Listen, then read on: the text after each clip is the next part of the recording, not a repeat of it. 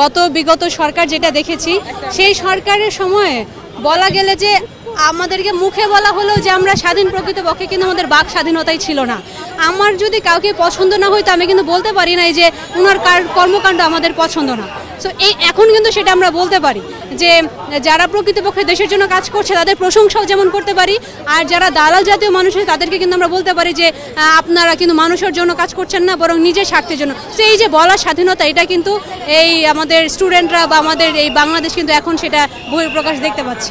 এখন যেটা বলবো, দুর্নীতির আসলে কোনো সুযোগ নেই। এখন 2-4টা মানুষ যারা সুযোগ নেওয়ার চেষ্টা করছে তাদেরকে জাস্ট একটাই পরামর্শ দিব যে নিজে বাঁচেন, হ্যাঁ, নিজে এইসব ছাড়েন, আর তা না হলে আপনাদেরকে এই তরুণ সমাজ আর কি চরম শাস্তির আওতায় আনবে। তো এই যে ছোট ছোট শিশু বাচ্চারা তাদের পকেট মানি, তাদের ব্যাংকের টাকা মানে দিচ্ছে, আমরা আসলে খুবই, তারা আমাদের অনুপ্রেরণা মূলত। তো এই যে ছোট ছোট শিশু বাচ্চারা তাদের পকেট মানি